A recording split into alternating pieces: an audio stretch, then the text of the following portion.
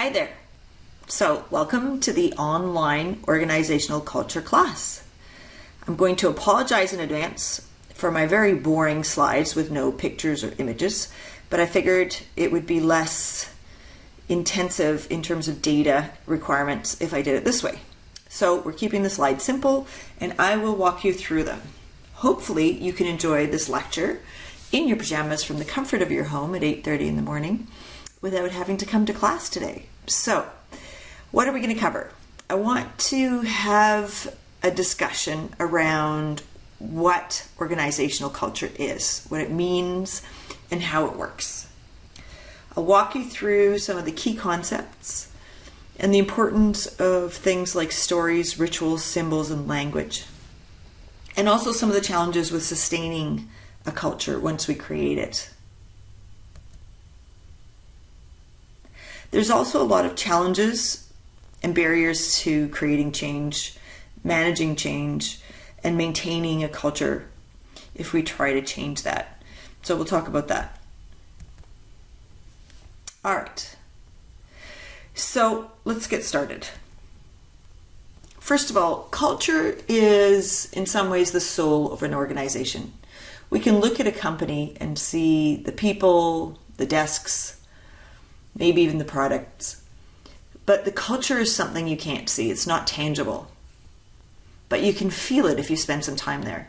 And so that's really what I want you to think about is what is the culture in one organization versus another?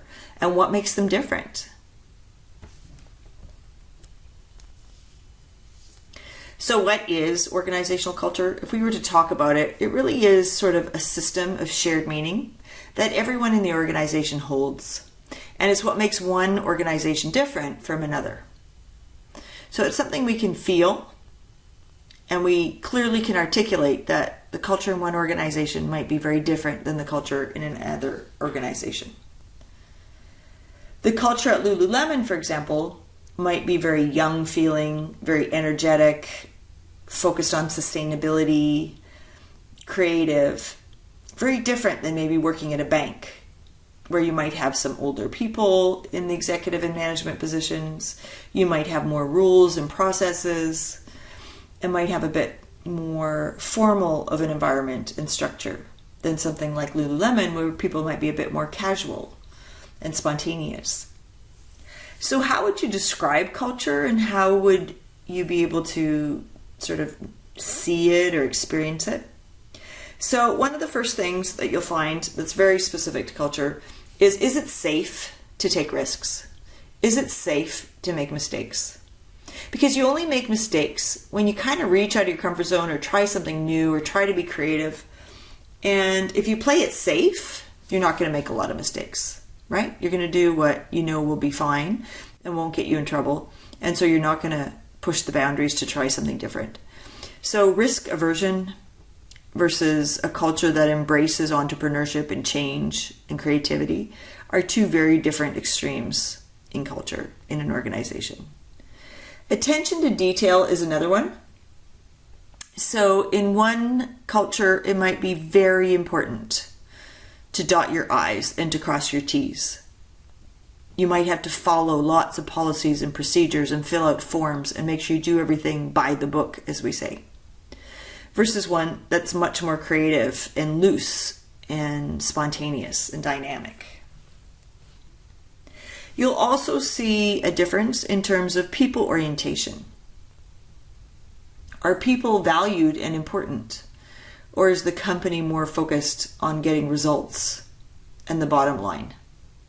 So for example, when I worked at ATI Technologies, it was very much a technology-driven company, a product-driven company, and we were more concerned about the products than we were about people. People in that culture were viewed very much as replaceable, not indispensable. And the executive view was, we're such a good company and we're growing so fast and we're so successful that there's 2 or 3 people waiting to take your job. So if you don't like it, you can leave. Okay, very much a product and technology focused culture, as opposed to one that really valued people.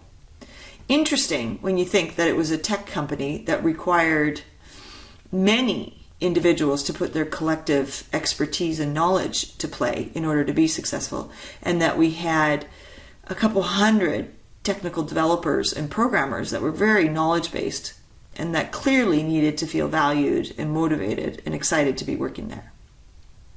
Anyway, that's an example of one that would not be people-oriented. Team-oriented. This is a culture where either the company rewards and structures itself around individual people being autonomous and independent and making decisions versus being sort of a flatter, less structured organization that was dynamic and had more self-managed teams or flatter hierarchy where people communicate and work in teams together more equally as opposed to my boss and his boss and her boss. And we have high levels of control and various levels of management. Next, one of the aspects of a culture is one that's really aggressive versus laid back. Okay, so in a software company that I was involved with, it was one that we took public and then acquired, the culture was very laid back. And you'll see this big difference between Vancouver companies and Toronto-based companies, for example. A Toronto-based company might be very intense, people work late, they're very formal, they come to work in suits, versus the Vancouver office of that same company might have a completely different culture and be much more laid back and relaxed. And, we'll start meetings at 9:30 and we might leave at 4:30 to go skiing for the weekend on a Friday. Very informal, less aggressive, more laid back kind of atmosphere and experience. And finally is a culture of stability. This is a place where it feels safe to come to work. You know what to expect. There's not a lot of volatility or uncertainty. And for some people that might be a really great culture to work in because you get to feel like you're familiar what's going to happen. There's no surprises. You get to relax and feel safe and confident. A less stable environment where people are getting laid off or there's changes or mergers on the horizon starts to feel unsafe and creates a bit more anxiety. But that instability might also be a source of creativity and change. So depending on what you're comfortable with, those two different cultures may be attractive or not attractive. But in most cases, we don't like instability and we don't like uncertainty, and that makes us feel anxious and fearful. So it's not the best culture to have. But you can definitely feel when you go into an organization if they have a stable culture or not.